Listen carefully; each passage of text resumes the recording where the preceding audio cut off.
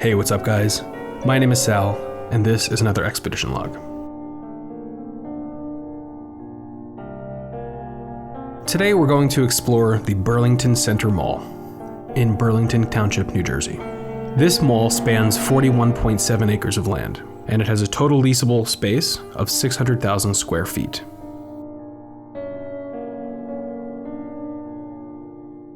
The mall was designed to accept maximum traffic. It was built right near 295 and the Jersey Turnpike, and for a while it did pretty well. Not outstanding, but it was doing okay. Today, this is a Moribund mall, and it's on its last leg. Come take a walk with me so we can explore the Burlington Center Mall one last time before it closes its doors for good. But before we get into the mall, let's take a trip to 1994 to Strawbridge and Clothier. There's more to fall than just cool weather. There's Clover Day at Strawbridge and Clothier. Now through Monday, find the season's best savings all over the store. Save from head to toe on new fall fashions for men, women, kids. Clover Day's the place to be for the hottest electronics, the coolest comforters, and everything for your kitchen. Don't miss everyone's favorite sale, Clover Day. Today through Monday at Strawbridge and Clothier.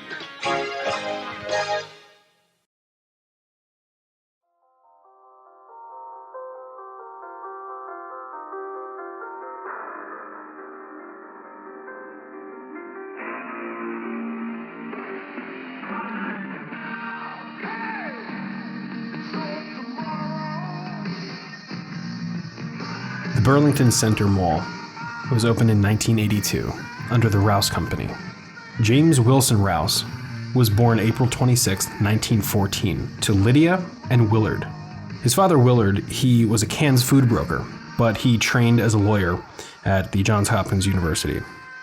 Jim, as his friends like to call him, he grew up in Easton, Maryland, and his mother, Lydia, homeschooled him until the second grade. In 1929, he lost his mother to heart failure, and 1 year later, he lost his father to bladder cancer. Shortly thereafter, he lost his home to bank foreclosure. So Jim said, I'm out of here, and I'm going to school. So his brother Bill paid for him to attend a prep school named the Tome School in Port Deposit, Maryland. Jim was facing money problems, and he couldn't continue at the Tome School. So he found a way through his older sister, who married a Navy officer, and his sister's husband was stationed in Hawaii. He found a way by declaring himself a dependent of his sister. And through the Navy connections, Jim was able to secure some funds to attend the University of Hawaii. He hated it. He wanted to go home. So again, his brother was able to get him a scholarship to the University of Virginia. Jim declared his major as political science, and to make some money, he waited tables. Yet again, he had money problems, and because he couldn't cover the expenses between his scholarship and everything else he had to pay for, he left Charlottesville, and then he decided to move to Baltimore to try and make it on his own.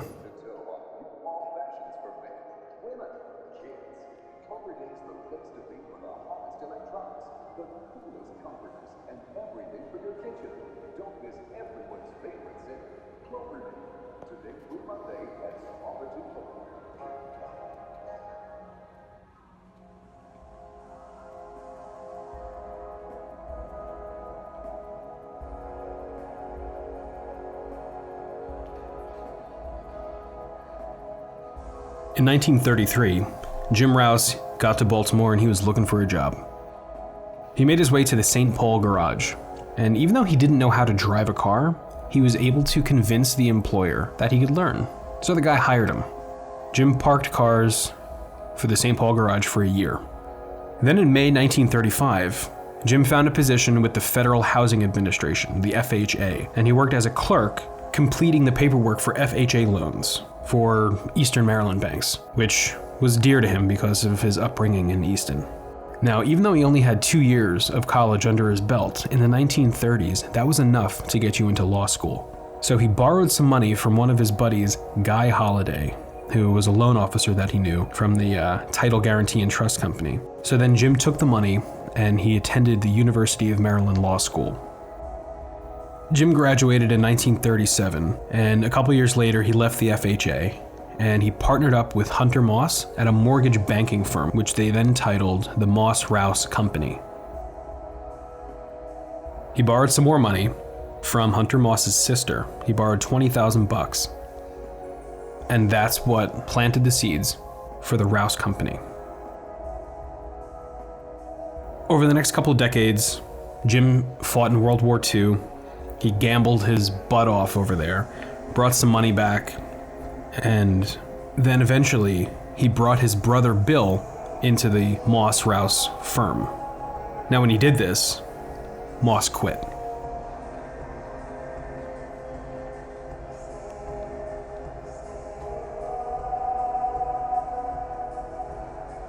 Jim then founded, after World War II, the Citizens Planning and Housing Association, and he became interested in rehabilitating Baltimore's dead houses.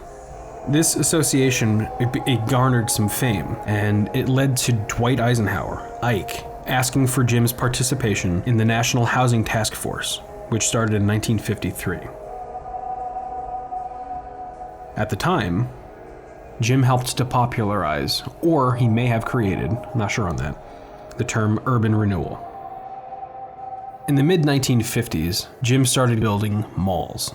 His first mall was an open-air mall called the Mondawmin Mall in 1956, and this is in Baltimore, Maryland.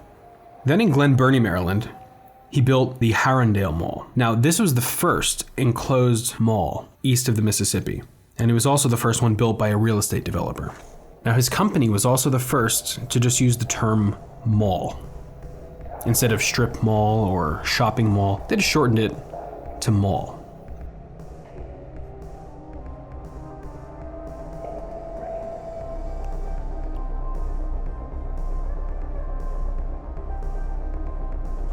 Now at this time, they were starting to notice other people building enclosed malls.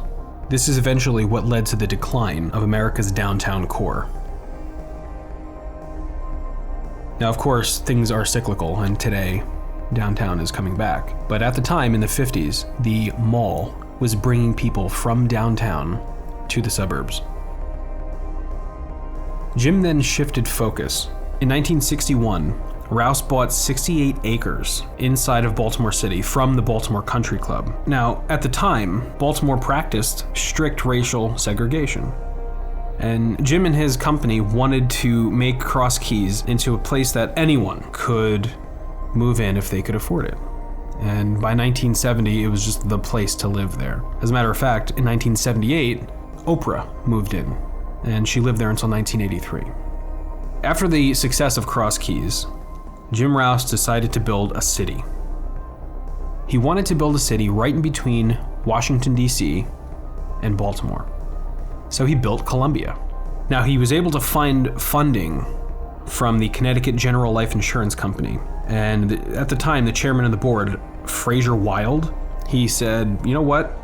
Let's do it, because I'll tell you what, if this project goes under, we could always sell the land for more than we bought it. So they built a city.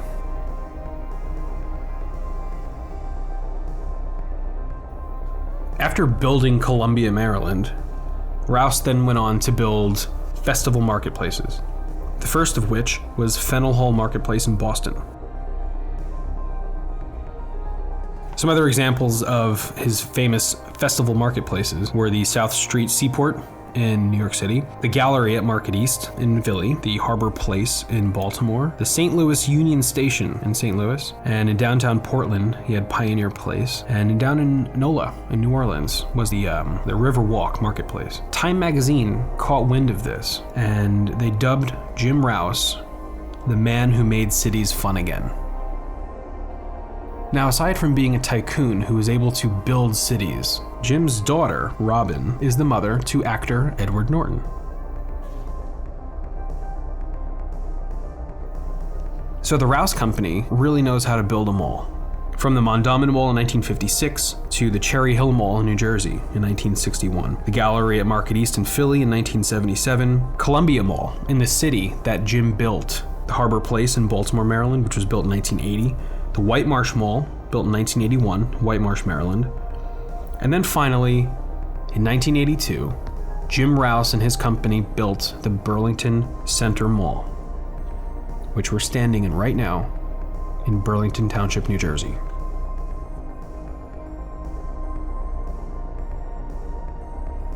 The two original anchors were a Strawbridge and Clothier and a Sears.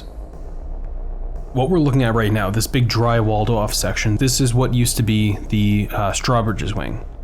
And unfortunately, it also houses the crown jewel of the Burlington Center Mall.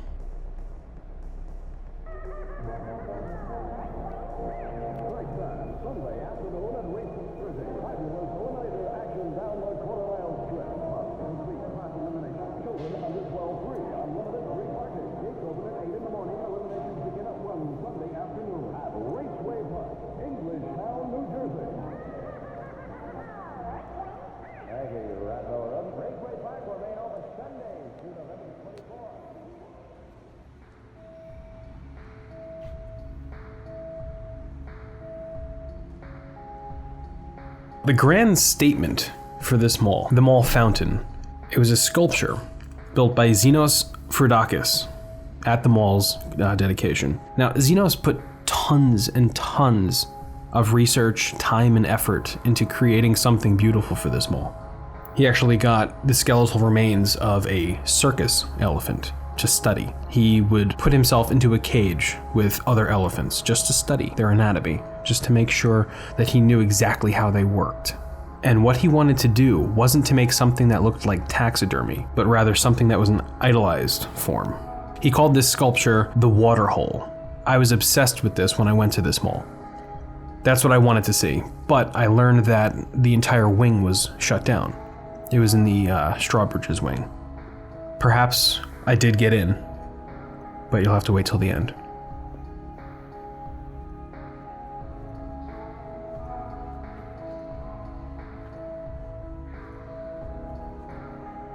In 1996, a third anchor was added. It was a JCPenney's. Then in 1999, the Rouse Company sold the mall to Yeager Management. They're based out of Jenkintown, Pennsylvania. And they sold the mall for $10.5 million.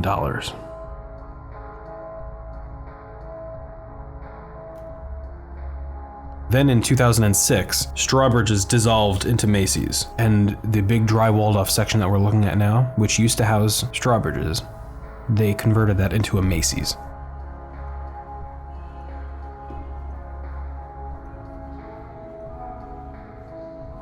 So this wouldn't be a dead mall without a little bit of drama. In 2007, a gang fight erupted between the Bloods and a subsidiary of the Crips called the Next Level Gang. Reports say there were about 20 people, and it got pretty violent, so mall management decided to close down for the day. Now, they may have just closed for a day, but their reputation from that point forward became a place that gangs fight at. And I think that's the point where business started to fail here.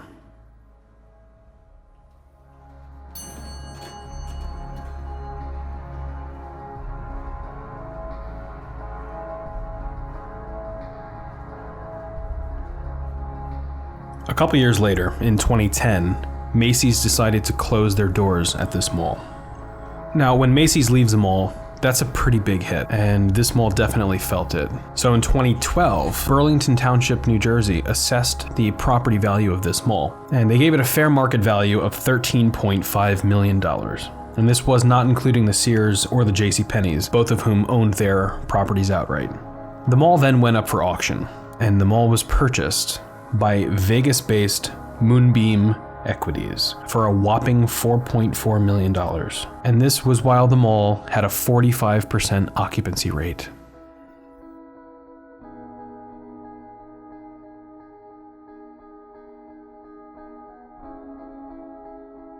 In 2014, Moonbeam announced a $230 million redevelopment project, And this was to turn the old Strawbridge's wing into an outdoor shopping area with plenty of green in between. Later in the year, JCPenney's closed, which fueled the project even more. But Sears owned the majority of the mall at the time, and they held the rights of approval for any expansion and development by Moonbeam. So they canceled the project, and it was terminated at Sears' request.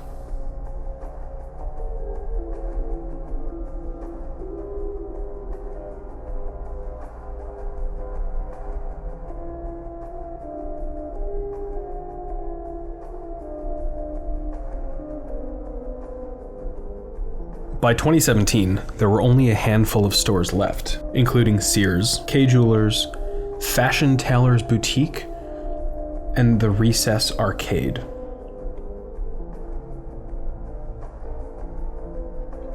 Bath & Body Works actually was open too, but they had plans to close.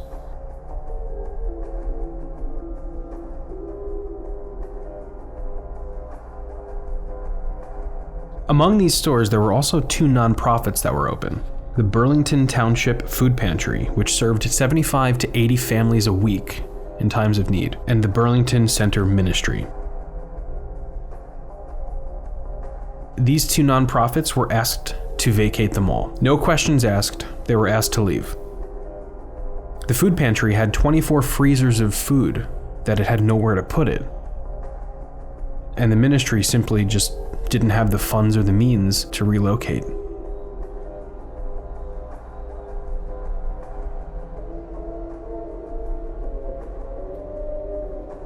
The thing that I love about this mall and most Rouse malls is the natural sunlight. At most parts of the day, you don't need lights on in here. You don't need electricity because the sunlight penetrates into most storefronts. Now, of course, they have lights, but the sunlight coming through the skylights, it's just so beautiful to me. And it accents the Frudakis bronze elephant statue in that closed wing so well with the palm trees and the shimmering water when the fountain was on. It's back there. I know it's back there.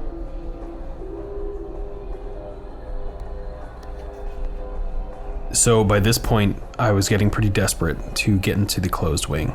I really wanted to see that sculpture. So I started hunting around, checking all the doors, and everything was locked.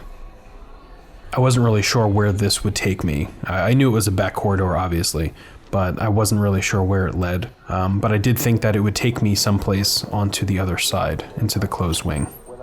And all of those doors were locked, except for the one that went outside.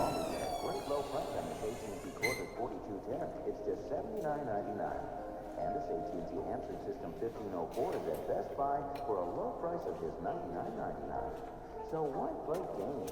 Get to Best Buy if you want a good low price on a great AT&T phone when you want it. Because at Best Buy, we don't play games without price. Look at this. Oh my god, look at this. It's disgusting. Once I finally got outside, I realized that there was something to be seen out here. And in some of the articles that I was reading, researching this mall, a few of them did mention how overgrown the landscaping has gotten here.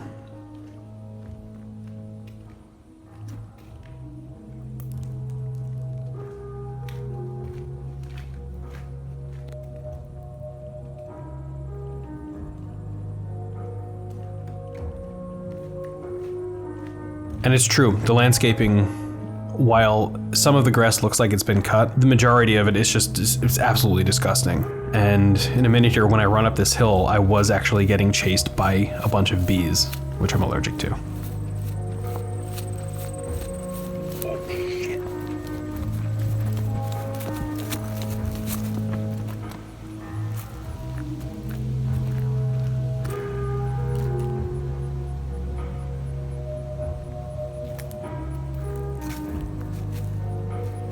When documenting these malls, I do think that it's important to see the surroundings. And I think it's equally or more important to see the actual decay that's happening to the landscaping, to the structure itself, and you can really see how they've let this place completely go.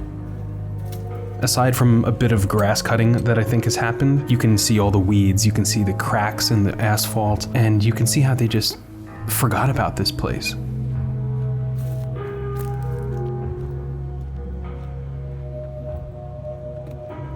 It does break my heart to see a mall like this. And the day I was here, my conclusion was that this is a moribund mall. It is at the point of death.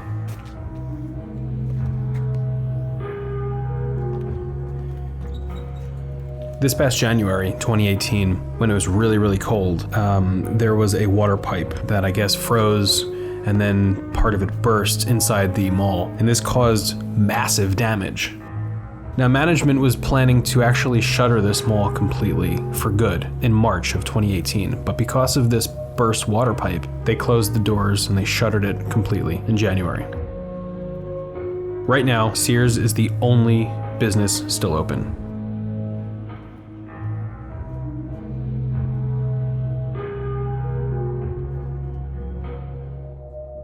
In a last-ditch effort to see the bronze Zenos Frudakis statue, I decided just to go to mall management and tell them that I wanted to see it.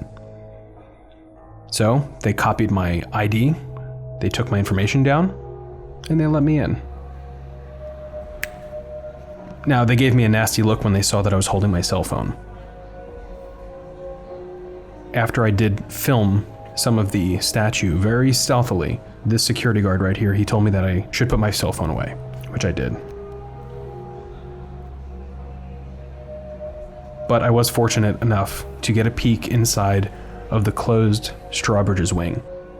So in a second, you'll see a Radio Shack, and then we'll get a glimpse at the Zenos Frudakis statue called the Waterhole.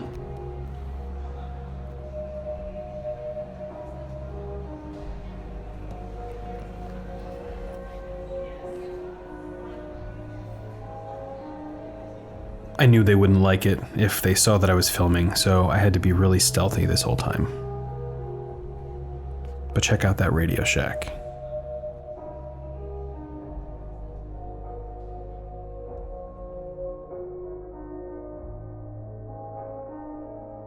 And check this statue out.